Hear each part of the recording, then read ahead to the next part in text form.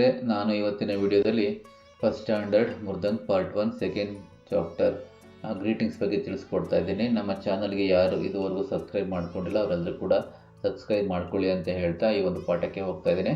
So greetings ಅಂತ ಅಂದರೆ ಶುಭಾಶಯಗಳು.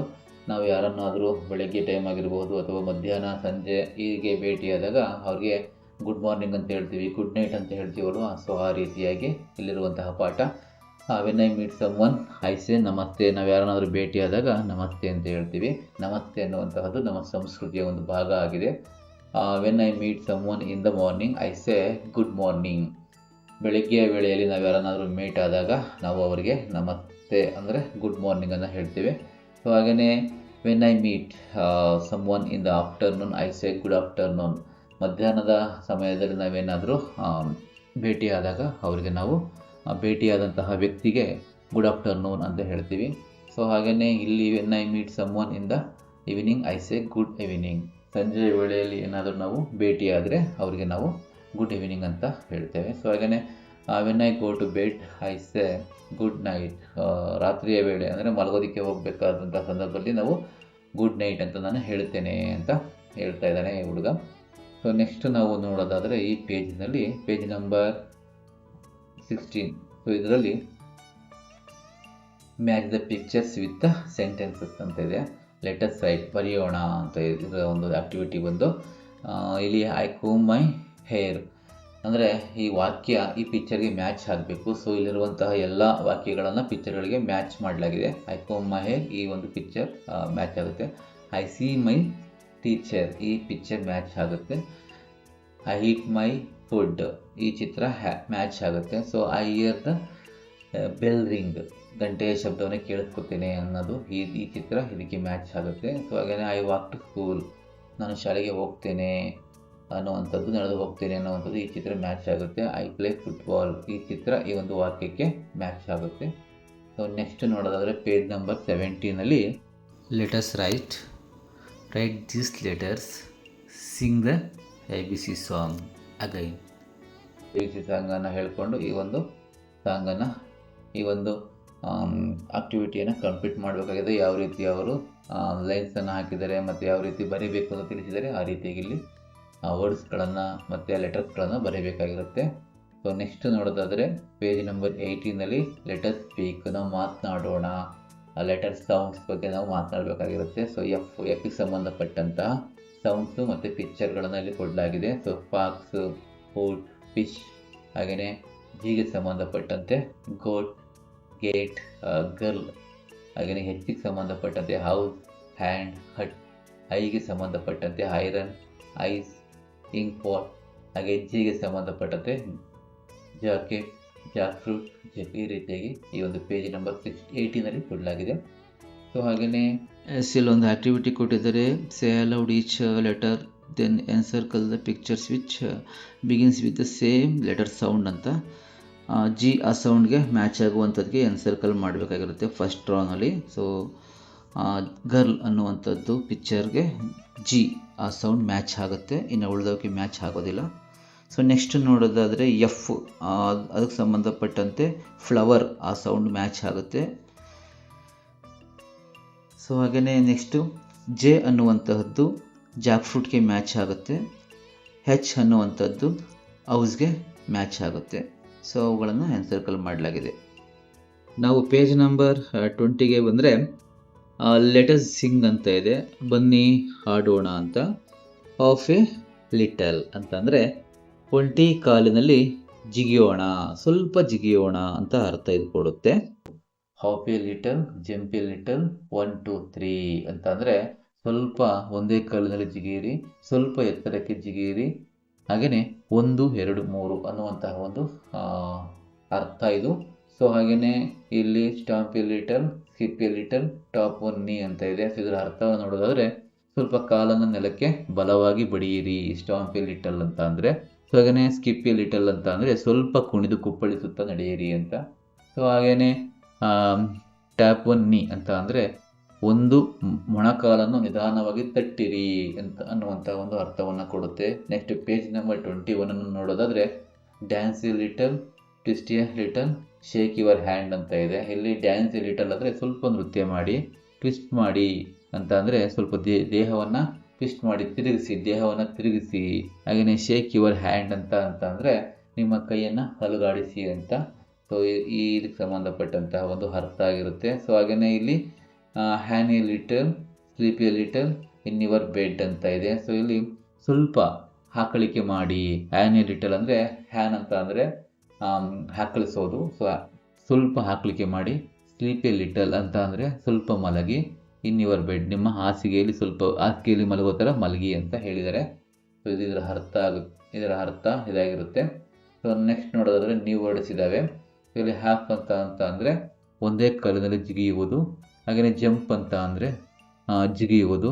ಸ್ಟ್ಯಾಂಪ್ ಅಂತ ಅಂದರೆ ಕಾಲನ್ನು ನೆಲಕ್ಕೆ ಬಲವಾಗಿ ಬಡಿಯುವುದು. ಸ್ಕಿಪ್ ಅಂತ ಅಂದರೆ ಕುಣಿದು ಕುಪ್ಪಳಿಸುತ್ತಾ ನಡೆಯುವುದು. ಟ್ಯಾಪ್ ಅಂತ ಅಂದರೆ ನೆಲವನ್ನು ನಿಧಾನವಾಗಿ ತಟ್ಟುವುದು. ಡ್ಯಾನ್ಸ್ ಅಂತ ಅಂದರೆ ನೃತ್ಯ ಮಾಡುವುದು. ಟ್ವಿಸ್ಟ್ ಅಂತ ಅಂದರೆ ತಿರುಗಿಸುವುದು ಅಥವಾ ಸುತ್ತಿಸುವುದು.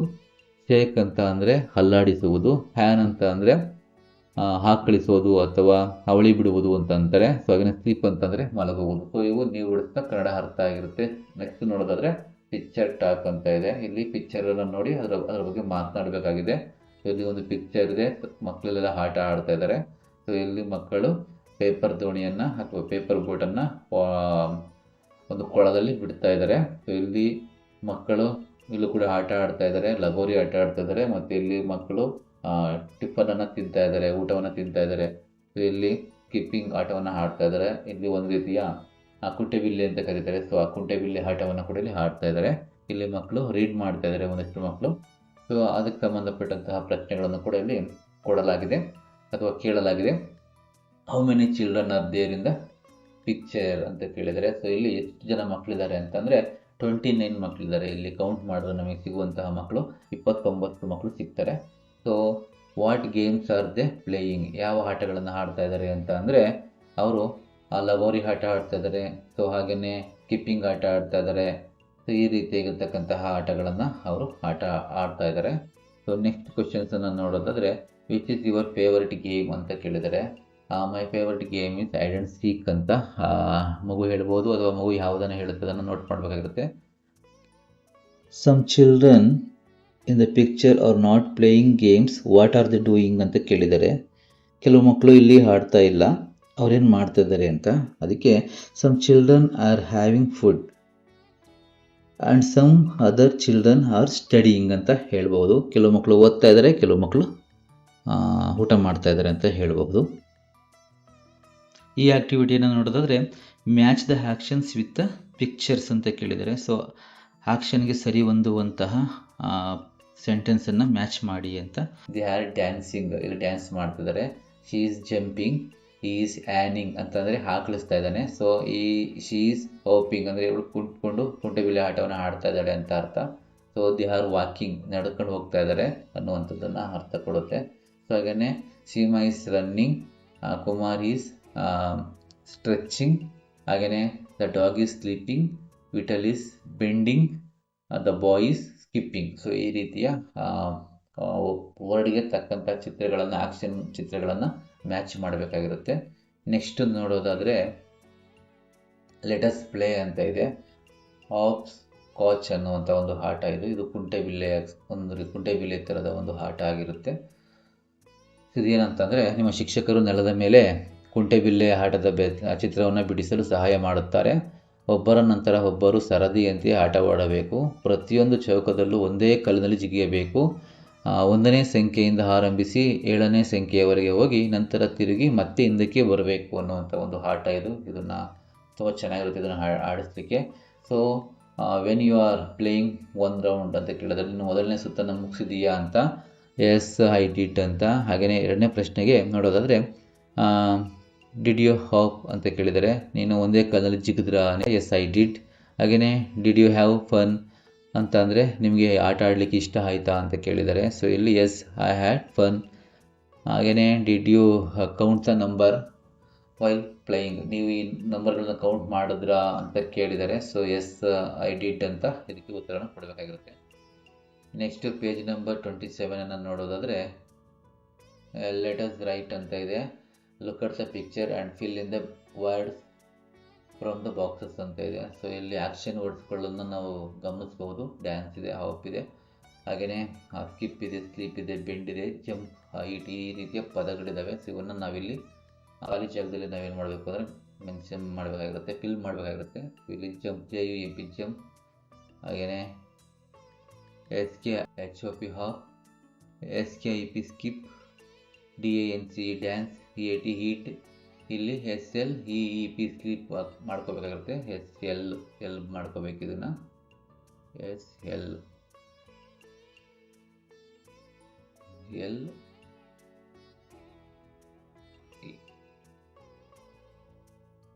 ಸ್ಲೀಪ್ ಆಗುತ್ತೆ. SLEEP ಸ್ಲೀಪ್ ಮಾಡ್ಕೋಬೇಕಾಗಿರುತ್ತೆ. ನೆಕ್ಸ್ಟ್ ನೋಡೋದಾದರೆ page number 28 write the missing letter to complete each word ಅಂತ ಕೇಳಿದ್ದಾರೆ.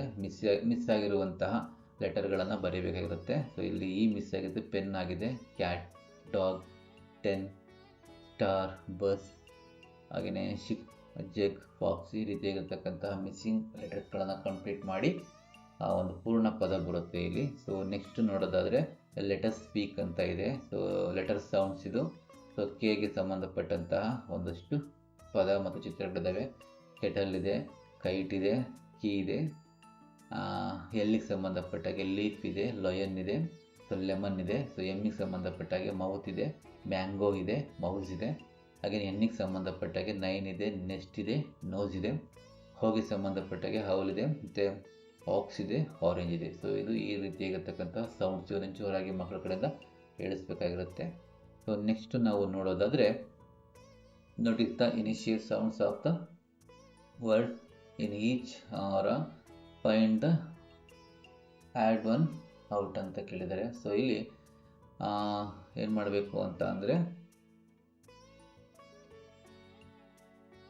ಪ್ರತಿ ಸಾಲಿನ ಪದಗಳ ಮೊದಲ ಧ್ವನಿಯನ್ನು ಗಮನಿಸಿ ಉಳಿದ ಪದಗಳಿಗಿಂತ ಭಿನ್ನವಾದ ಅಥವಾ ಹೊಂದಿಕೆಯಾದ ಪದವನ್ನು ಕಂಡುಹಿಡಿಯಿರಿ ಅಂತ ಕೇಳಿದರೆ. ಈ ಸೌಂಡ್ಸನ್ನು ಅಂತ ಅಂದರೆ ಹೊಂದಿಕೆ ಆಗಬೇಕು. ಇಲ್ಲಿ ಕ್ಯಾಪ್ ಇದೆ, ಇಲ್ಲಿ ಮ್ಯಾಂಗೋ ಇದೆ, ಮೌಸ್ ಇದೆ. ಇಲ್ಲಿ ಮೌಸ್ ಅನ್ನುವಂಥದ್ದು ಹೊಂದಿಕೆ ಆಗುವುದಿಲ್ಲ, ಅದು ಗುಂಪಿಗೆ ಸೇರುವುದಿಲ್ಲ. ಇಲ್ಲಿ ಅನ್ನುವಂಥ ಸೌಂಡ್ ಬರುತ್ತೆ. ಇಲ್ಲಿ ಅನ್ನುವಂತಹ ಒಂದು ಸೌಂಡ್ ಬರೋದ್ರಿಂದ ಇಲ್ಲಿ ಮೌಸನ್ನು ತೆಗಿಬೇಕು. ಸೊ ಇಲ್ಲಿ ಲಯನ್ ಇದೆ, ಲ್ಯಾಂಪು, ಹ್ಯಾಂಡ್ ಇದೆ.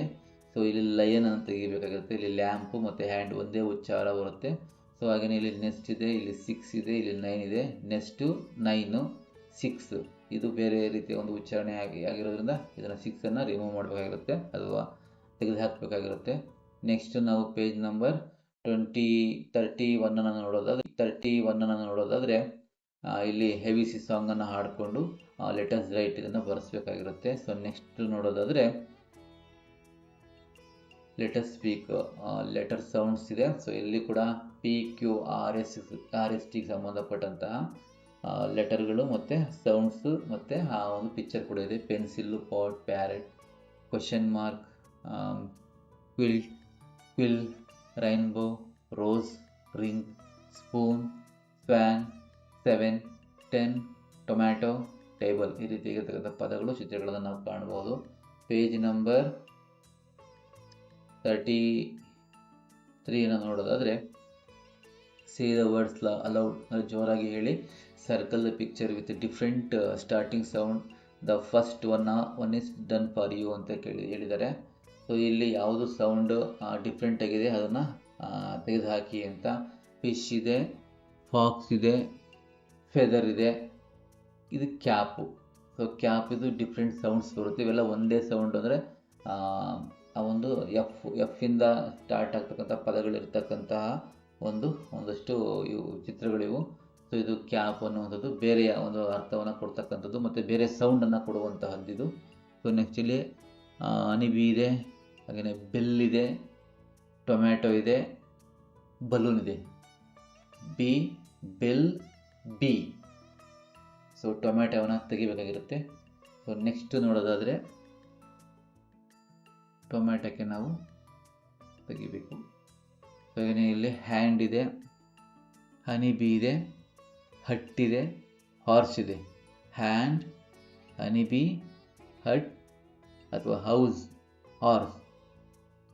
ಇದರಲ್ಲಿ ನಾವು ಇದನ್ನು ತೆಗಿಬೇಕಾಗಿರುತ್ತೆ. ಸೊ ನೆಕ್ಸ್ಟು ಕ್ಲಾಕ್ ಇದೆ, ಪೆನ್ ಇದೆ, ಪಾಟ್ ಇದೆ, ಪ್ಯಾರೆಟ್ ಇದೆ.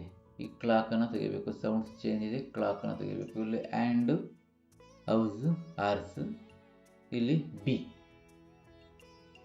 ಸ್ನೇಹಿತರೆ, ಪೇಜ್ ನಂಬರ್ 33ಇಂದ ಮುಂದಿನ ಪೇಜ್ಗಳವರೆಗೆ ಮುಂದಿನ ವಿಡಿಯೋದಲ್ಲಿ ತಿಳಿಸಿಕೊಡಲಾಗುವುದು.